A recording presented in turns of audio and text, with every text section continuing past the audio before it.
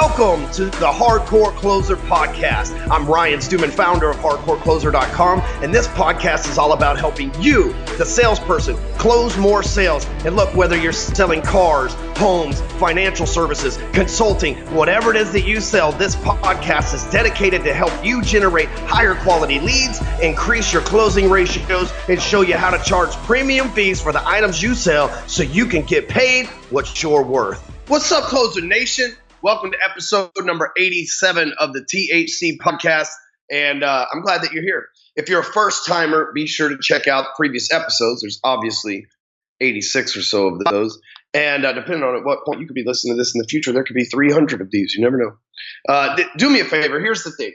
I provide free content every single week for you on this show, like clockwork. I never miss a beat. It's always on-point content. It will always help you make more sales, generate more leads, or live a better life, because that's all I can promise you. Outside of that realm, I don't know what the hell I could help you with. But here's the thing. I need you to help me. And I'm not asking you to go get a shovel. I'm not asking you to go shoot somebody. I'm not asking you to go go collect money for me or anything like that. I just need you to go over to iTunes and leave me a review. No big deal, right? Just slide on over. You're probably listening to it right now. Your fingers feels good in your hands. That Gorilla Glass from the iPhone or the Android, just sliding across the bottom of your thumbs. You know, I may have said this on here before, but I'm right-handed. So I always scroll with my right hand on my phone. And first I wonder how many miles my thumb is scrolled across my phone, 1 inch at a time, right? The other thing, you'd think that one of my thumbs, my right thumb would be real skinny with a six-pack, and my left thumb would be fat and frumpy. But it's some kind of hand socialism over here, that they're both the exact same size, despite the fact that the left one is clearly more lazy than the right. So anyway, but listen, I need you to go over there. You're probably feeling it in your hands right now. Leave me a review, 5 stars, 4 stars. Give me a 1 star. I don't give a fuck. Just leave me a review, because here's the thing. I do give a fuck. I give a fuck enough to reach 300 million salespeople. And by the way, we've reached 105 this year. 105 million people we've reached. And to me, that's powerful numbers. But I'm still not even halfway to my goal. But I need your help. And for those of you that have helped me get where I'm at now and helped me get these messages out, I appreciate you. I really do. You have no idea.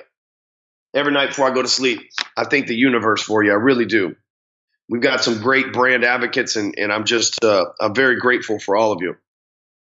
At the same time, we need some of you, because there's 50,000 of you a month that listen to this on iTunes alone. But yet we got 700 reviews, maybe 1,000 reviews, and so some of y'all, the overwhelming majority, we are the 20 of the 80-20. Some of y'all are acting like the 80. Y'all ain't leaving me a review. You over here just kangarooing the shit out of my content and not leaving a review. I'm just asking you today, help a brother out, help me grow my business. I'm trying to do my best to help you grow your business. And I'll give you an example right here. It says the best sales podcast. You damn right. It says by Brett Aucoin. Right here, October 20th, too. So this is a fairly new one. 5 stars, of course. If you're new to this podcast, go ahead and lock yourself in your office and binge listen to all the episodes. That's what I'm talking about. Tons of knowledge being dropped, easy to implement into your business and sales process. And if you're in sales and do not listen to this podcast, you should probably get another job. See, that's what I'm saying. See, Brett Aucoin, he sounds like a cool ass dude. You know, he sounds like a man that knows what the fuck he wants. That's what I'm talking about. So here's the thing before we jump into the episode.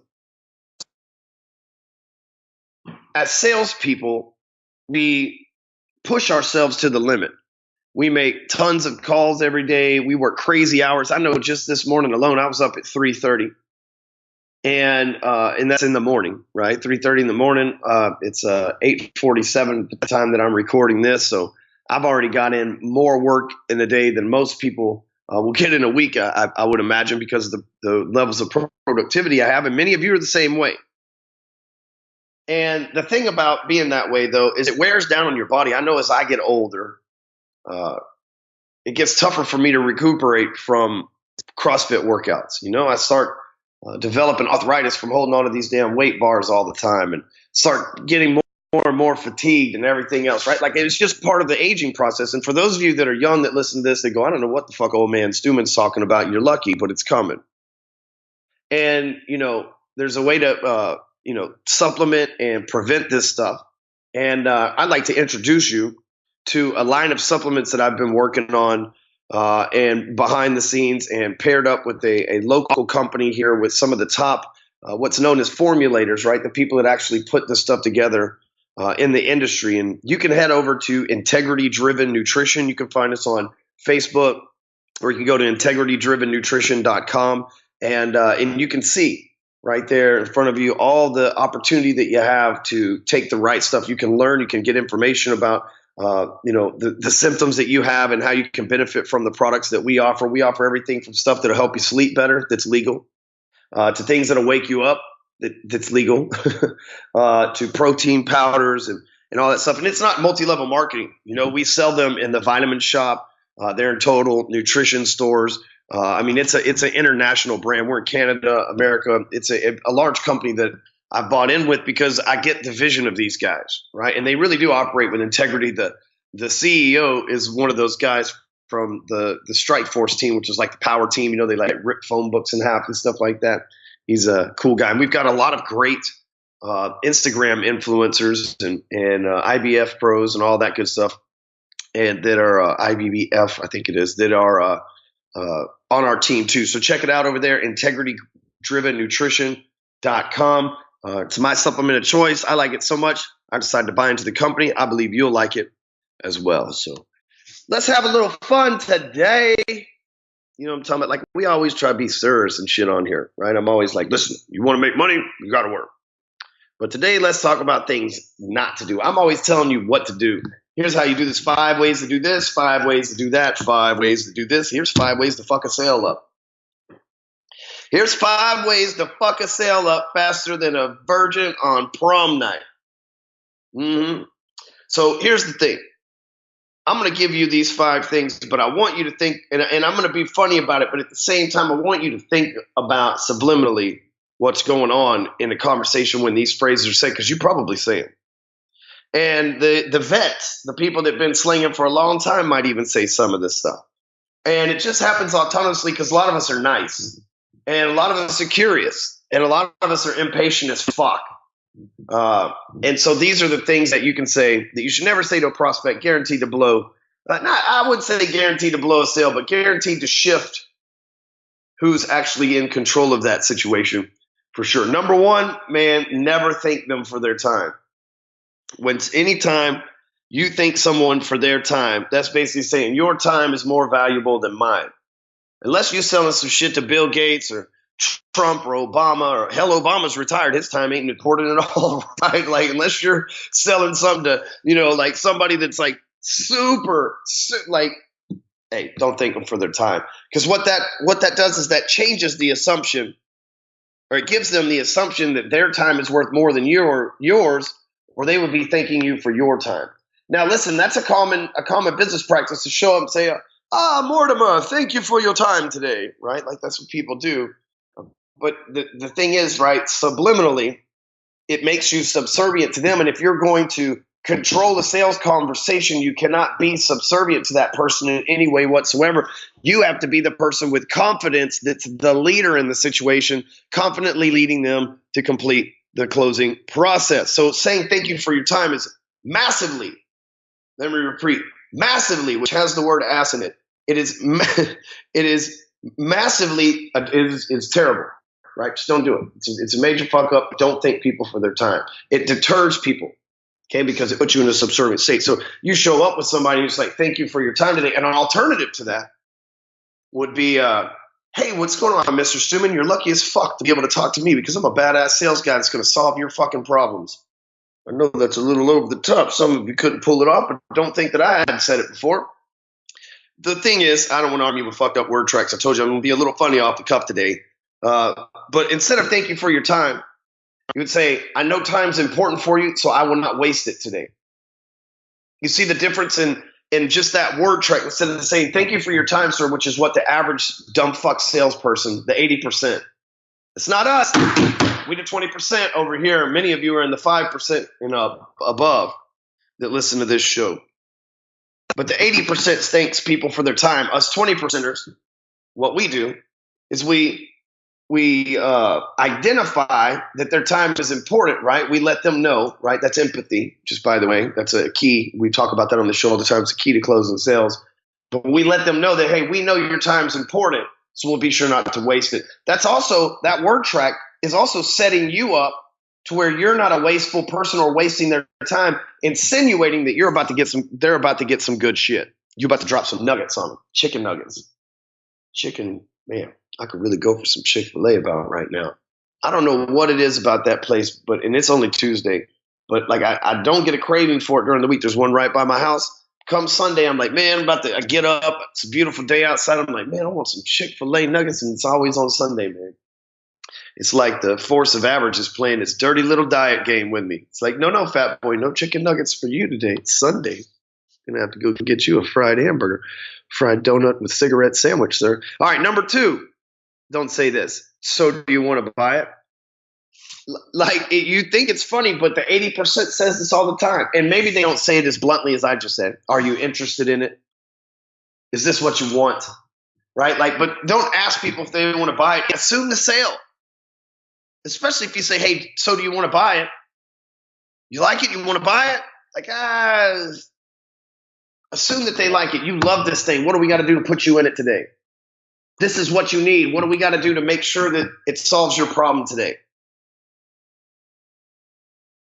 But when you ask somebody, do you want to buy it? First of all, buying decisions are very tough. And so you're going to need some trial closes lined up to even pull that one off in the first place, right? Because a close is the grand finale in a series of smaller sales and agreements. And so what you've got to do is even if you're going to ask somebody if they want to buy it, you'd already had to have a whole bunch of those smaller series of agreements lined up and working for you to even have the right process down to ask somebody to buy it. And I see salesmen all the time, they fail.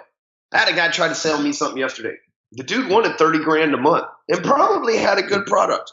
Probably had something good for $30,000 a month. I mean, we're already spending in the venture that we were discussing. I'm already spending that kind of money on a monthly basis for the business anyway. So, it was probably a good deal. I was also sitting at the dealership. I bought a car yesterday. I was sitting at the dealership and trying to get off the phone because I know it's going to take me an hour or so inside the dealership because I got to drive this damn car and then I got to go sign for it and play the games and all that other shit. And the thing is, though, this guy just kept talking. And I always say, he who speaks the least earns the most. So if you're the sales guy and you're still talking, because he should have been finding out what I was up to, because he's talking about how I was going to do this, that, and the other. And it wasn't things that I was interested in. I'm one of those people who good press and PR. I really don't care about that. I care about changing people's lives and getting my programs in their hands. That's my focus. My focus isn't to be popular like Tony Robbins or Cardone or Gary Vee or one of those guys like that. My focus is to get my product in the hands of as many people as possible because I know that it changes lives. And some people have to develop, like Tony Robbins, for example, have to develop followings so that when they show up somewhere to speak on stage, and that's how they do their whole process. I'm not about that. That's not my process. That process is awesome. I wish I was Tony Robbins. But in the meanwhile, I'm more worried about the bottom line of the company because I'm a company-minded businessman than I am in the popularity game. And I'm not saying that Tony and them or Grant or anybody else, but the way that this PR package was positioned to me, that's what it was. They were trying to become popular where I was trying to become paid. And no disrespect to anybody, obviously. I'm just saying, but this guy, I kept trying to explain that to him, but he wouldn't let me get 2 or 3 words out, and he kept, talking. And great guy, probably awesome product. It was just it wasn't what I needed. And we got down to the end, and he's like, so do you want to buy it? It's like, no. But now that I have a minute to speak with you, here's what I'd like to say. All right, number 3, if that works for you. Of course it works for them. Don't ask them if that works for you. It insinuates that if it doesn't work for them, there's still some wiggle room. Yesterday I was negotiating on a car deal, and it was a pretty heated negotiation. I almost walked out on them. And what car deal is not? And so we're pretty heated in the middle of this car deal. And the guy, I'll just like lay out the terms for you. So right now, you can pick up a Acura NSX at an extreme discount for like the next 2 weeks. So I don't even know by the time you're listening to this if you'll have made the cut. But Acura's got to push to get these cars on the road, because on the road is where people see them. And when they're on the road, people see them, they decide they want them, they buy them. And so these Acuras, they're badass cars. And they sell for $206,000 online all day, every day if you look right now. So you go get a 2017, which is what I got. It has 5 miles on it. 2017 Acura NSX, and they sell for anywhere from 190 to 225,000. 206, 205 is about average for that car. Right now, they will give a $30,000 discount on that car for just the next couple of weeks if you finance with Honda, because they want them on the road. And so you go get the car. And surprisingly, I didn't have to put any money down either. Just go get the car and show up and get your credit and all that. Got to have all that in order. You get $30,000 towards the down payment. So the down payment of the car. So if the car's $200, now all of a sudden you just took $30,000 off of it for financing it, because they're betting they're going to get their money on the note. You knocked $30,000 off the car, or I knocked $30,000 off the car. After I negotiated, I already knew that there was this package in there. And it was like free money. They weren't trying to give it to me at the dealership. But I already knew all this. And so what I did was I went in there and negotiated the price of the car down to like 176, I think it was. Yeah, I know, right? You're like, damn, dude, beat them up. I done got my ass kicked by so many motherfucking car guys. It's time for me to win. You know, I'm sorry. It's just time for me to win. I don't give a fuck. I paid full pop for everything, but I paid full pop for enough fucking cars that I'm not doing it anymore. It's my turn to win, especially since these are business deals for me. And so then once I got the guy down to 176, I think it was the price on it. And I'm not sitting at it in front of me, but then I got him to take $34,000 off for that down payment to the deal. So I ended up walking out of the driving out of the dealership for, I think, 141, all said and done, out the door. So I can turn around and put this thing in 2 weeks. I can turn around and put this thing back on Auto Trader and sell it at 160, 170, and it'd still be a steal for somebody, just because of this deal that Honda's got going on. So right now, I'm not like paid to advertise or whatever. I'm just trying to give you the game, because that's what I do. If you got the money, that's something you need to look into. Look, you need to go get your own investment advisor. I'm not that guy. I'm just telling you how you can buy a car and possibly make $1 or $2 from it, because that's what I'm all about. And you get to drive a cool car like a Honda for free. I learned that over at Exotic Car Hacks. We're going to be doing a webinar together soon. But yesterday, when the car guy brings it out to me, he says, here's 10,000 down payment assistance. And mind you, I knew that it was 30. Here's 10,000 down payment assistance, and here's this, that, and the other, if that works for you. And I said, no, man, it don't work for me, but I'll take $40,000 of that down payment assistant money. He goes, man, we only have that to split between 2 vehicles. And I was like, somebody else should come in here and pick that other one up today then, because I know they've been sitting on them for a minute. And they're only inventory units that you can get that money on anyway. So he says, if that works for you, I said, no, it don't work for me. And I was very polite and nice about it. And he said, I've never bought a car in my life. This car salesman. He said, I've never bought a car in my life. He said, and I've never sold one of these Acuras or these NSXs or drove one. I thought, all right, you should kept that to yourself. No, that doesn't work for me. All right, number 4, why don't you like it? So if you see that somebody doesn't like it, you don't want to address that. You don't want to say, why don't you like it? But that's what people say all the time. It's like, you know what? I'm not feeling it. Well, why don't you like it? And so then what that does is that conjures that prospect to start spewing a bunch of negativity about your product. Well, why don't you like it? Well, it's this and this and this and this. They tried to fucking bang my old lady. It tried to run off with my kids. It tried to start a crack cocaine habit in a fucking drug house in my backyard over here. I just don't fucking like it. Like, they'll just start making up. I know that when I was in the mortgage business, people complained we have to write shit down, because if they didn't write it down, the story would get bigger every time they told it. Man, like, in the banking world, you got fucking me, the loan officer, then you got my immediate dipshit manager, and then you got the sales manager, and then you got the dipshit vice president. You know how banks are, full of fucking dipshits all over.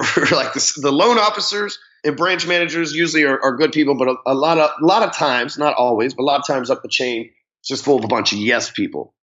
And so, anyway, so they say, why don't you like it? And what they're going to do is they're going to start giving you a bunch of negativity. And every time I knew when I was in the banking world, every time they tell my manager, it would be a little bit. And then by the time they tell the sales manager the same story, by the time the customer went up the chain of command, if it was me that caused the offense, I'd stormed in, fucking beat up somebody, stolen some shit, and then left them out to hang and dry in their new mortgage. So that's just how it is. But instead, if someone's like, I don't know, I'm not feeling it, say, well, what do you like about it? You're not feeling it. What would it take for you to feel it? Right? What you trying to feel, sir? And so always spin things to the positive side. Get your prospect speaking positively about your product. Don't give them a chance to start talking with that negative bullshit. Consistently prep them with opportunities to say good things about it, because guess what? They'll convince themselves that they want to buy it. I shit you not. Let me set the scenario. It's Saturday afternoon. You're sitting on your couch watching college football, and in the middle of the halftime, a commercial comes on, and it says, come on down tomorrow to Ryan Stewman's Rio Resort in Sherman, Texas, and come spend 2 hours at our resort, and we'll give you a free set of Titleist golf clubs. And you're like, fucking A, man, free golf clubs? And it's a timeshare pitch. That's what it is. They're trying to sell you some membership and some shit, but you're thinking, I can go get $700 worth of golf clubs. But what you don't realize is they got some stone cold closers there, and they know what they're doing, and them golf clubs are just a lead magnet. And so you show up there ready to get your golf clubs. You're good to go, all set. You're stoked. They walk in and they say, okay. They start putting the sales pitch on you, and you're just like, hey, I'm not interested. I'm not buying. And they say, well, sir, just pretend like you did want to buy it for a minute and that money was no option. What would you like about it? And you start saying things. It's like, well, it would, it'd be nice for me and the wife to be able to come here and use the swimming pool. And, okay, awesome. Yeah, what else? Right? And this is their process at almost every resort in the world, and they every timeshare in the world. And they get you to talking positive about it, and they say, okay, cool. Well, keep those things in mind as you sit here for the next 2 hours, because here's what I know. If you put yourself in a funk and you're not happy about being here, you really won't enjoy the things that we're going to share with you. And the golf clubs, they'll be meaningless anyway. At least if you sit here and you pretend, even though I clearly, sir, know that you're not buying anything today, and I completely respect that. But if you'll at least pretend that you're having a good time, it'll help me with my presentation as well. You see, that's when you get people that they do that to you. And guess what? By the time that the presentation's over, most people buy. That's why they're willing to bet $700 worth of golf clubs that you'll buy. But they never ask, why don't you like it? They say, well, obviously you're not buying, but let's just assume that you could get one for free, and I was going to give you one. You want a contest to get here. What would you like about it? Number 5. That doesn't matter. Ooh, don't say that to me. Don't say that to me. If I'm a prospect and you say that doesn't matter, whatever it is that I ask, if you say it doesn't matter, that shit pisses me off. Just yesterday, when I was in the finance box, I asked the guy about some numbers. He said, it doesn't matter. And I said, but it does matter, or I wouldn't be fucking asking about it. Like I have a lot of cars. I've been buying cars. I bought like 50 cars in my lifetime, probably. Like, I'm asking because it matters to me. It's because it don't matter to you, the salesperson, doesn't mean that it doesn't matter to me, the consumer. And, if the consumer asks you something and you try to play it off, I remember in the mortgage business when we would give people papers and they would say, what does this mean? And I would watch loan officers all the time go, it doesn't matter. It's just a Patriot Act. It does matter, because if that motherfucker's connected to Al Qaeda and they sign those papers, I'm just kidding, but if you connected to Al Qaeda, we're doing a mortgage for you. We totally fucking missed the mark on that deal. But the thing is, though, it does matter, and they should know what the Patriot Act is. People shouldn't just sign shit for no reason. Now, you don't have to read every single fucking word, but you can explain it to them. Break it down for them. Prop them up with a stick, Jerry. Make us feel good about our donations. I know that when a person asks you a question pertaining to something, you can't dismiss it. When the prospect asks, you can't dismiss it. Inquisitive minds want to know. The prospect wants to know. Clearly, they give a fuck. Clearly, they care. So don't dismiss it, because guess what? They will dismiss you. If you tell them that doesn't matter, you all of a sudden don't matter. What does it hurt to take a couple seconds and explain something? Could cost you a sale and you don't even know it. So let's go over the top 5 again. Number 1, don't say 5 things salespeople should never say to a prospect. Survey says, number 1, thank you for your time. Don't thank them for their time. Your time is as equally as important as their time, because you got sales to make. And if they make more money than you, your time is more important, because you got to make more fucking sales. Instead, identify that their time's important and let them know you won't waste it. Number 2, so do you want to buy it? Don't ask if people want to buy something. Assume the sale. Number 3, if that works for you. Again, that's not a statement from confidence. If that works for you. The dude showed up at the dealership, $10,000 off the car. If that works for you, we'll sign today. I bet you fucking would, buddy. Y'all going to pop in 40 G's and profit on this car. I bet it would work for you, but it don't work for me, homie. Number 4, why don't you like it? Don't ask them don't give a prospect opportunity to blast you with some negative bullshit. Instead, say, well, what do you like about it? Well, what would you like about it? If it had this, would you? My buddy Fortunes O'Neill, he always said, if I could, would you? He said, play the could, would you game. If I could do this, would you do this? I close a lot of cars that way. And number 5, that doesn't matter. It does fucking matter, or they wouldn't ask in the first place. And then when you tell them something that doesn't matter, they're like, oh. And they say, oh, it doesn't matter, right? You're on a test drive, or if you're looking at paperwork, or if you accidentally drop a piece of paper and you're like, oh, it doesn't matter. Like, just don't use that phrase, because that sticks subliminally in their mind. It does matter. All right. Be sure to head over to funnelcloser.com and check out that training. I've got clients over there killing it. Make sure you check out our new supplement line, or it's not new. Make sure you check out my new, but our supplement line, integrity-driven-nutrition.com. And if you haven't done so far, let me give you one last call to action here. Text the word closer to 44222 and get my app on your phone. We'll catch you next week. Same bat channel, same bat time, you badass motherfucking sales savages.